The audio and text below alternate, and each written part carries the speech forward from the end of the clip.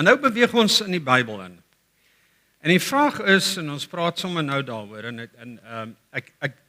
dis 'n baie belangrike gesprek om te hê, om te dink dat ons praat van die Bybel wat tegnies omtrent so 3000 jaar oud is. En 'n boek wat oor 'n tydraamwerk van omtrent 1500 jaar deur verskeie skrywers uit verskeie tydperke het hierdie mense was hulle geïnspireer deur die Heilige Gees en hulle het saam in verskeie tydperke en vanuit verskeie dialekte en agtergronde het hulle 'n storie geskryf wat relevant is en wat as waar bewys is tot vandag toe. Ek meen jy kyk op die internet en dan sien jy al die argeologiese opgrawings en die bewyse wat daar vandag uitgegrawe word dat die Bybel 100% waar is en dat dit relevant is vir elke tydperk van sy bestaan. That is true intelligence. Waarvan ons praat is artificial intelligence. Dis die mens se poging om God te wees. En alhoewel artificial intelligence baie goeie voordele het en ons gaan môre 'n bietjie daaroor praat en ons kan dit gebruik vir baie dinge en ek wil jou motiveer om dit wel te gebruik. Ek gaan vir u etiese riglyne gee môre om dit te kan gebruik op die regte manier. Maar artificial intelligence gaan 'n baie groot rol speel. En soos wat ek vir julle vroeër gesê het, kan ons dit nie verstaan as ons nie ook kyk na die Bybel nie. En die vraag wat ons natuurlik kan vra is, wat sê die Bybel oor AI? En is hier enigiemand wat vir my 'n teksversie kan aanhaal uit die Bybel uit wat handel oor artificial intelligence? Niemand nie. So ek het 'n uitdaging vanaand. En die uitdaging is om te probeer om vir jou te verduidelik hoe ons 'n bril kan opsit wat ons kan gebruik om na die Bybel te kyk en vir onsself die vraag te vra, is dit nie dalk moontlik dat hierdie teksverse wat ons lees iets sê of vir ons een of ander aanduiding gee wat ons kan begelei in 'n tyd soos hierdie nie. En ek weet artificial intelligence is absoluut oorweldigend. En miskien het ek dalk goed in my vorige gepraatjie gesê wat jy gedink het, ek is by die verkeerde seminar. Ek pas nie hier in nie, dis te complicated vir my en ons het nie eens gepraat oor die tegniese werking van hierdie tegnologie nie. Maar ek wil jou bemoedig en ek wil vir jou sê, as jy hier wegstap en jy weet net waarna om te luister, jy kan die stemme identifiseer en jy kan bewus wees van die feit dat ons duidelik moet onderskei tussen wat is true intelligence, God intelligence versus artificial intelligence. En ek kan daaraan slag om vir jou te wys dat artificial intelligence 'n groot deel van hierdie ontwikkeling in hierdie tegnologie het eintlik te doen met 'n profesie wat besig is om waar te word. Nou ek wil my nie self vooruit hardloop nie, ek wil net weer terugvat na hierdie naam tegnologie toe en ek wil weer vir jou herinner aan wat hierdie tegnologie is, naamlik dat dit is 'n tegniek, ons het 'n woord oor 'n tegniek.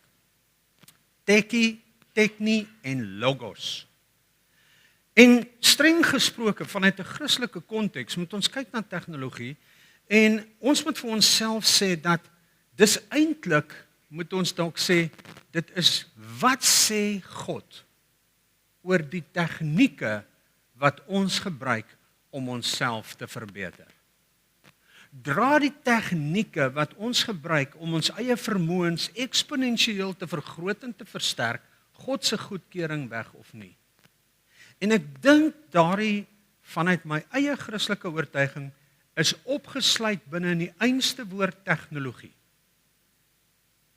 So ons kyk na die Bybel en ek het hierdie voorbeeld vir u daar geskep wat eintlik so interessant is wat ons kan doen met die tegnologie nou.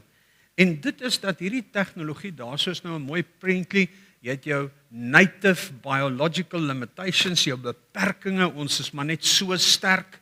En dan kom ons met tegnologie, dit is die applied science en ons vat hier ons geweldige slim tegnologie, dit wat ons uitgevind het en oor jare geskep het, en ons vat hierdie tegnieke, hierdie tegnologie, en ons bring dit na ons eie tekorte toe, en dan vat ons hierdie tekorte en ons versterk dit om aan die einde van die dag onsself eksponensieel te versterk. Nou Reinke het 'n baie interessante stelling gemaak en ek het dit daar ingesit sodat ek dit vir jou kan lees. Waar hy sê, Reinke defines this equation as the amplification of our native powers through new techniques ultimately designed to honor God. Nou ek wil vir u net verduidelik hoe dit werk in die Bybel en ek vat u terug na die ark toe. As jy kyk na die ark, dan sal jy sien dat God het gekom en God het gesê, Noag, jy moet 'n ark bou, en hy gee vir Noag die afmetings van hierdie ark en die hele blueprint van die ark.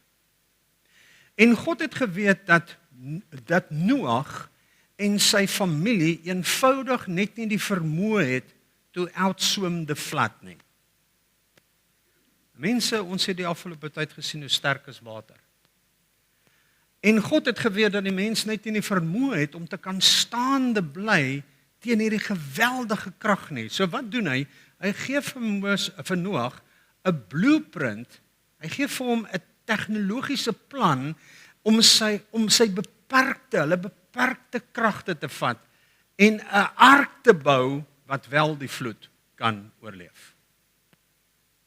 Ons sien 'n verdere voorbeeld in die Bybel, sien ons byvoorbeeld in die storie van Dawid en Goliat.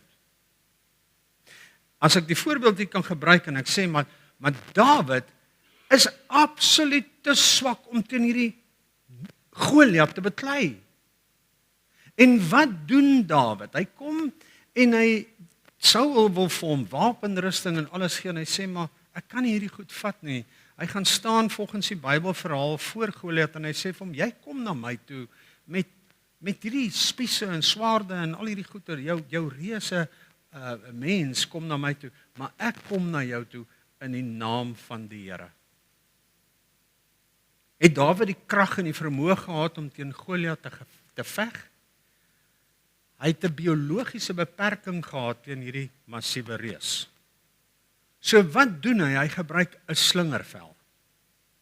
En die slingervel vat sy eie beperkte biologiese vermoëns en versterk daardie vermoëns tot so 'n mate dat hy die reus daarmee kon doodmaak en verslaan.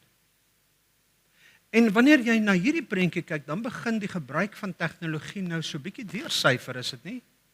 Hoe God hierdie tegnologie wat eintlik bedoel is tot die verheerliking van God, soos wat ons aan die begin van die Bybel sien, hoe die pad heeltemal skeef geloop het, beginnende by die sentimente van Babel. Wat ons vandag doen, is ons vat algoritmes, en ons gebruik algoritmes net soos wat Noag die ark gebruik het en Dawid sy slingervel gebruik het.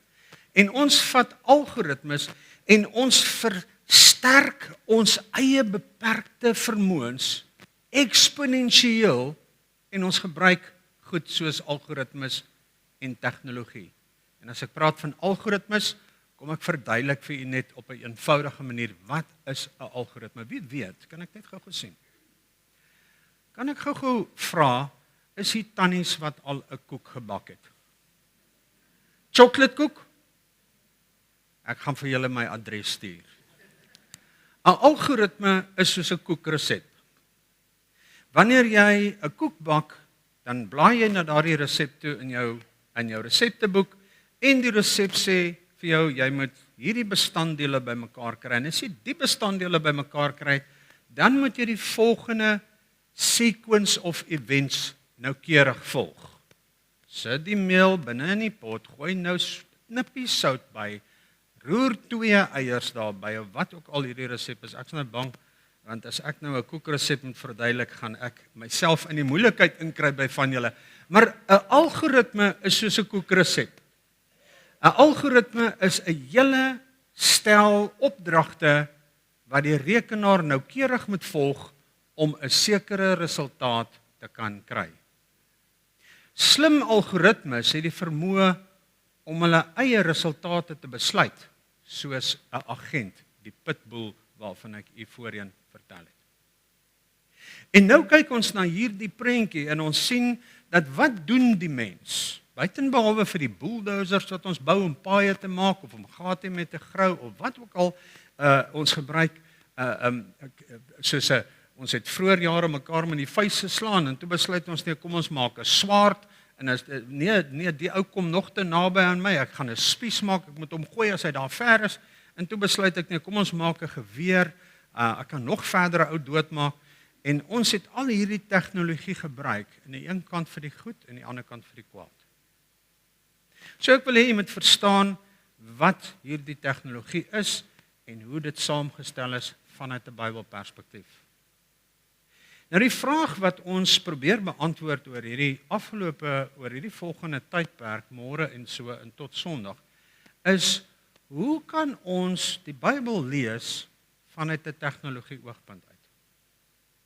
En ek wil vir u vra dat u mooi saam met my sal volg vanaand, want ek gaan vir jou verduidelik hoe ek 'n hermeneutiese model gebou het, 'n bril gebou het, wat my help om na die Bybel te kyk vanuit hierdie tegnologie perspektief.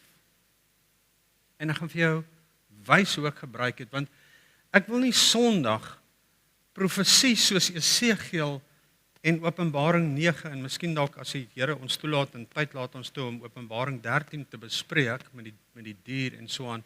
En jy vir my sê pastoor, waar suig jy hierdie goed uit jou duim uit? Ek wil hê jy moet verstaan dat wat ek vir u gee is net my interpretasie. Dit is 'n poging wat ek aanwend om te probeer sien wat sê God vir ons in 'n tyd soos hierdie.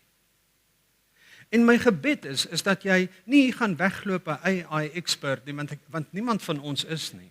Nie is ek nie. Ek wil net hê jy moet hier wegstap na hierdie naweek en jy moet toegerus wees met die kennis van hoe om die stem te identifiseer. Hoe om te kyk na hierdie tegnologie en ook om te vra, wat sê God dalk vir my in al hierdie dinge? Ons moet ook versigtig wees om 'n duiwel in alles te soek. Want hier's ook goed wat ons kan gebruik in hierdie tegnologie. So kom ons kyk net 'n bietjie dieper in die Bybel in. En ek wil vir jou sekere elemente gee van die Bybel wat baie belangrik is om te verstaan. En dit is hoe God metafore in die Bybel gebruik. Jy moet verstaan dat die metafore deur God gegee is en God gebruik hierdie metafore. En hoe gebruik hy hierdie metafore? Hy gebruik hierdie metafore as 'n brug. En hy gebruik hierdie metafore om vir ons iets wat ons nie kan verstaan nie, wat totaal en al onbekend is vir ons, te help verduidelik, sodat ons dit beter kan verstaan. En ek dink dit is soos 'n brug wat ons van die een kant na die volgende kant toe vat. En wanneer jy deur die Bybel kyk, dan sien jy dat die Bybel noem sekere dinge. Selfs as ek sê Jesus is die seun van God, is dit 'n metafoor. Dis 'n mooi metafoor. Dis 'n goeie metafoor. En John Lennox sê 'n interessante ding. Hy sê 'n metafoor kan net bestaan wanneer dit verwys na iets wat waar is. Vir God om vir ons te verduidelik wie hy is en wat sy seun doen, gebruik hy die verhouding tussen 'n vader en 'n seun. Hy is die lam van God wat vir ons geslag is. Deur sy bloed is daar vir ons genesing. En verskeie ander metafore in die Bybel word gebruik om ingewikkelde konsepte maklik binne ons bereik en verstaanbaar te maak. En ek gaan sekere van hierdie metodes gebruik in my interpretasiemodel van die Bybel. En ek gaan jou saam met my vat om vir jou te wys hoe ek hierdie model ontwikkel het. So, hermeneutiek is die vakgebied van Bybelinterpretasie. En ek wil hê jy moet verstaan dat hermeneutiek in sy oorspronklike vorm slegs gebruik was vir Bybelinterpretasie. Dis waar ons die vakgebied hermeneutiek vandaan kry. En die van julle is die pastore, laat ek net gou kyk. O, hier is 'n hele paar pastore. So hermeneutiek is die vermoë wat ons gebruik om die Bybel te lees en te probeer verstaan wat sê hy in sy historiese konteks, wat het gebeur, en dit is die bril wat ons opsit. Ons het 'n Pinksterhermeneutiek, daar is 'n Katolieke, 'n Methodiste en verskeie ander brille wat mense gebruik om die Bybel te ontleed en te interpreteer. So hermeneutiek is die bril wat ons gebruik. Wanneer ons dan nou, ons kyk na ons Pinkster hermeneutiek, ons kyk met 'n Pinksterbril, ons is Pinkstermense, ons glo dat die Heilige Gees werk in ons harte wanneer ons na die skrif kyk, en ons glo dat wanneer ons die skrif lees as Pinkstermense, is dit nie net ons wat die skrif ontleed nie, maar die skrif is ook terselfdertyd besig om ons te ontleed. Die Gees van die Here werk ook deur ons, om vir ons te wys op ons sonde, op ons gebrokenheid, sodat ons in afhanklikheid kan sê, Vader, hier is ek is 'n sondige mens, en ek vra om vergifnis vir my sonde, en ek smag na u teenwoordigheid in my lewe. En dit maak die Pinksterhermeneutiek 'n bietjie anders. Maar wanneer ons na die teks kyk, en ons kyk na hermeneutiek, dan beteken dit ons moet die teks lees en ons vat iets na hierdie teks toe. En toe het 'n ander ou gekom, ek gaan nou nie almal se name noem nie, en hy het gesê, maar wag 'n bietjie, miskien is daar nog iets wat ons hier kan inbring. Wat van material hermeneutiek, materiale of 'n materiale hermeneutiek? En hy het gesê dat kom ons vat hierdie Bybelinterpretasie en ons vat dit 'n bietjie verder, ons vat dit 'n bietjie na die wêreld en die omgewing om ons. Kom ek gee vir julle 'n voorbeeld van hoe dit werk. Niemand van ons, die mens, het glad nie geweet daar bestaan iets soos 'n microbiologiese wêreld nie. Ons het nie geweet 'n mikrowêreld bestaan nie. Ons het nie geweet van virusse, bakterie en al hierdie mikroskopiese organismes wat die mense by die strepe doodgemaak het. En toe ontwerp ons 'n instrument, 'n mikroskoop. En 'n mikroskoop maak ons toe bewus van 'n wêreld wat ons glad nie geken het nie. So kom ons gee vanaand vir die mikroskoop 'n stem. En ons sê vanaand, die mikroskoop het gekyk na hierdie wêreld en die mikroskoop het vir ons gesê, mens, kyk net hier. Daar's virusse, daar's bakterie, daar's mikroorganismes waarvan jy nooit geweet het nie. Ons voorvaders het na die sterrehemel gekyk en die grootheid van God besing. Hulle het nie geweet noodwendig van baie ver planete en sonnestelsels en goed nie, maar hulle het altyd gewonder, is daar nie meer nie? En toe bou hulle 'n teleskoop.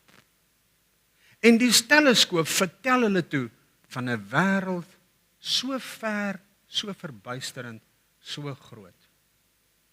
Ek sê net in die breek vir iemand dat ek kan nie glo dat jy 'n natuurwetenskaplike is en twyfel aan God nie. Hoe is dit moontlik? Jy weet, nou die aand sit ek buite en ek sit sommer so onder die sterrehemel en dink net oor my lewe en dinge in my lewe en so aan. En 'n mens kyk altyd na die sterre en jy kyk na die planete en jy kyk na al die fisiese materiële dinge wat jy kan sien.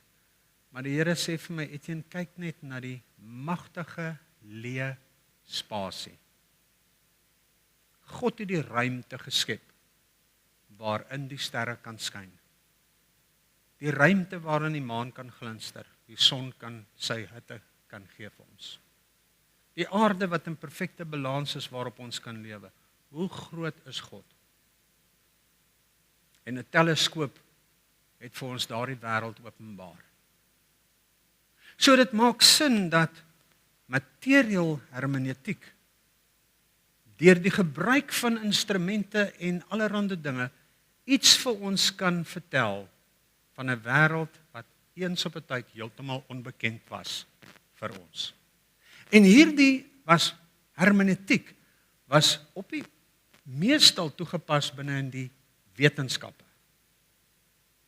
So nou kyk ons, nou het ons Bybelse hermeneutiek, die ontleding van die skrif, en ons het nou materiële hermeneutiek.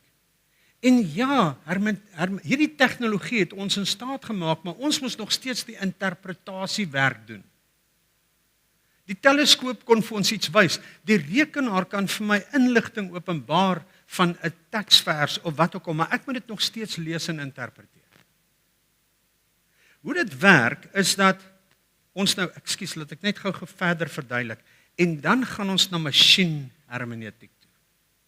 En die verskil by masjien hermeneutiek is waar die interpretasie oorgelaat word aan 'n masjien. En dis waar ons by die AI uitkom.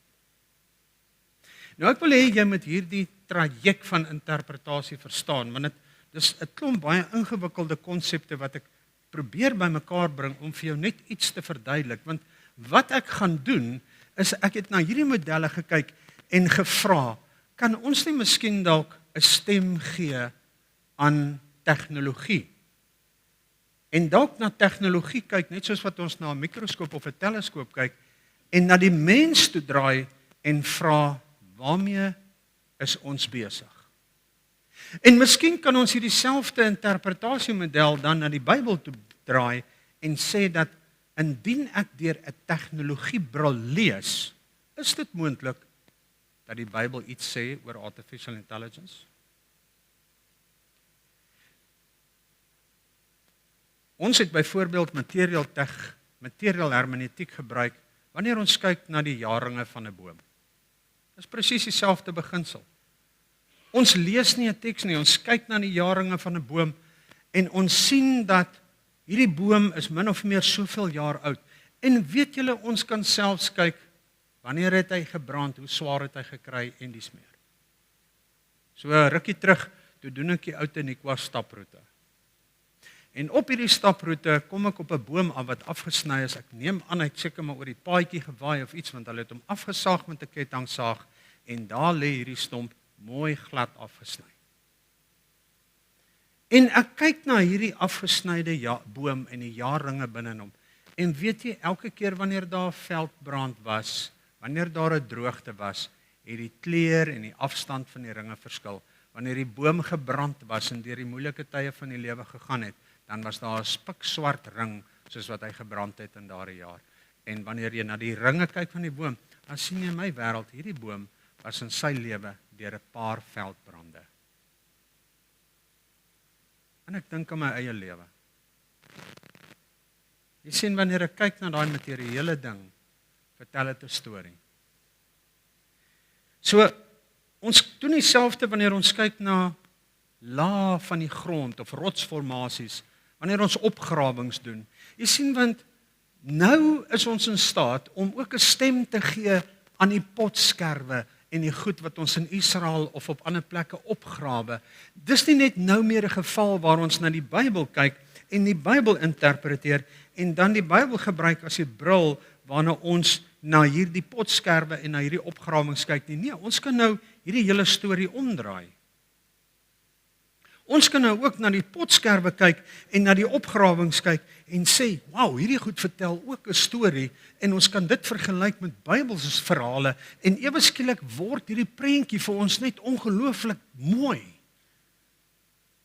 En ons sien dat die potskerwe en die opgrawings en die boomringe en die rotsformasies en al hierdie goed het vir ons 'n storie vertel en ewe skielik maak material hermeneutics vir ons baie sin. OK, so ek glo jy begin die prentjie kry. Nou hierdie ou het gesê hy sê instead of using stories to understand old objects and places, let us use the objects and places to understand the stories better. Dit maak vir ons vandag perfekte sin, is dit nie? Nou goed. Ek het nou 'n paar dinge wat ek begin gebruik in my hermeneutiek.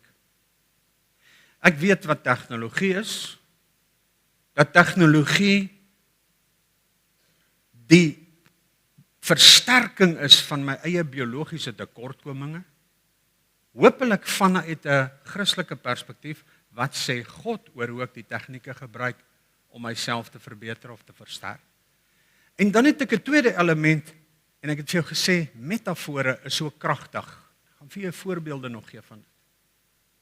En dan 'n derde komponent is hierdie hermeneutiese model. Is dit moontlik dat die Bybel vir ons iets kan sê? So hier het ek 'n opsommingkie gemaak, en dit is dat jy hierdie model moet begin sien, en is baie belangrik dat jy dit verstaan. As jy kyk na 'n artefakt, iets wat die mens gemaak het, kom ons sê nou maar 'n kleipot, dan sien jy vanuit 'n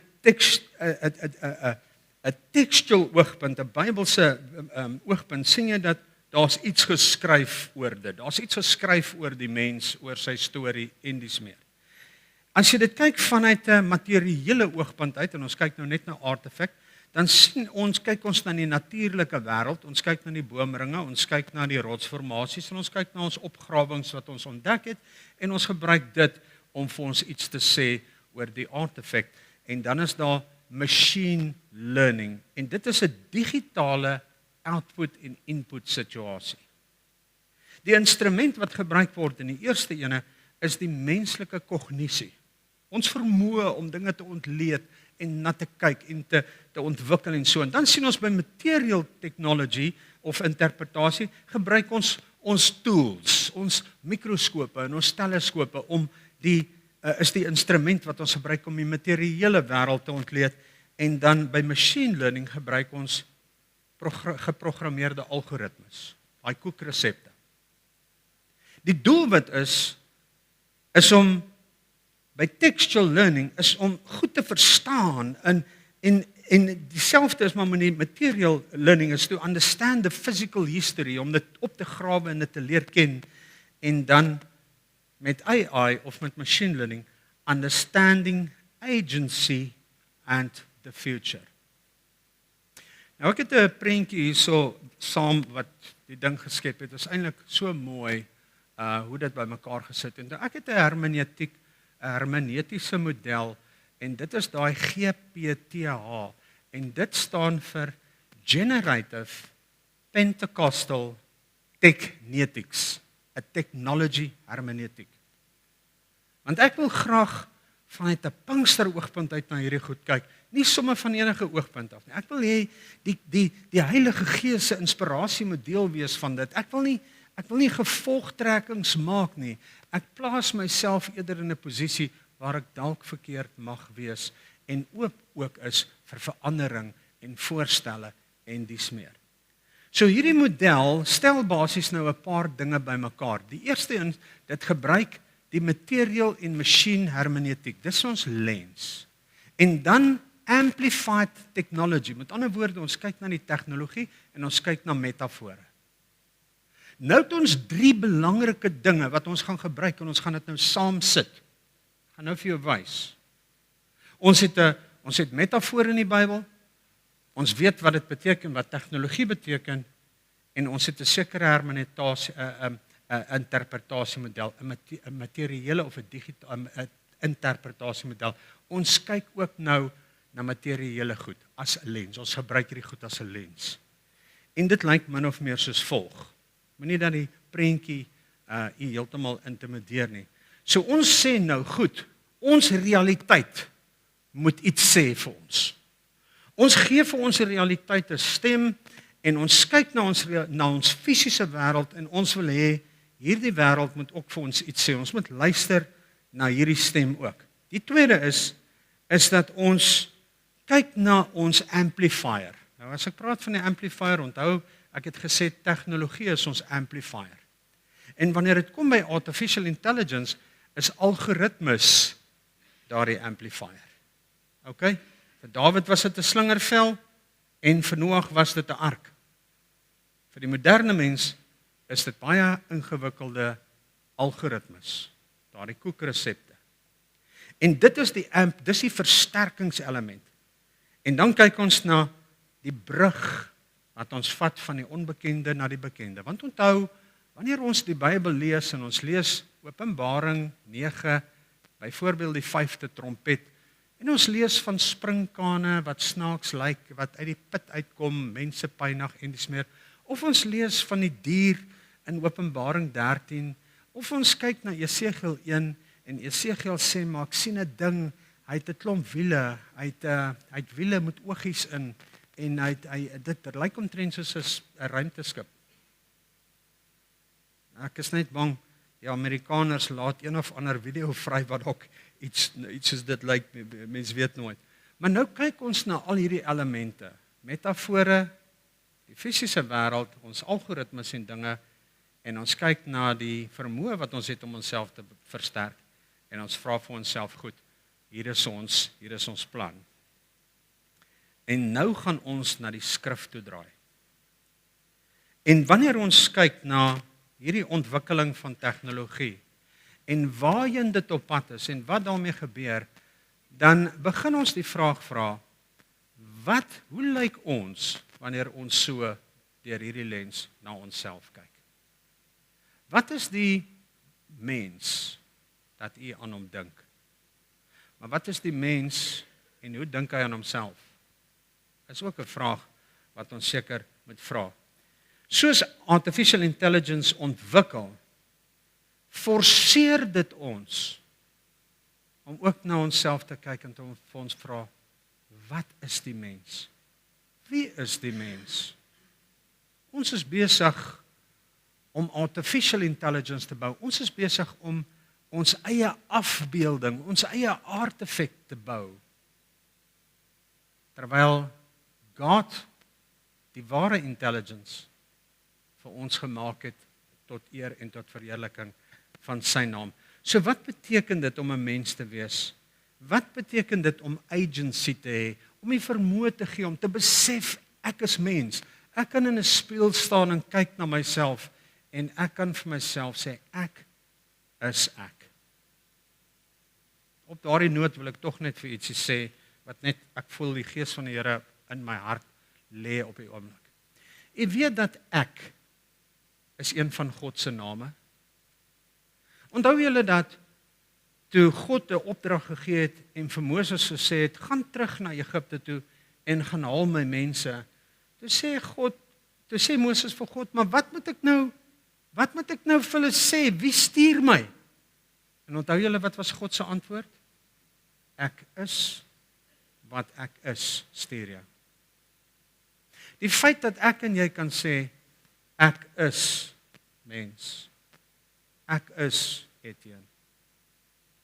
Is 'n bewys dat ek ook na die beeld van God geskape is.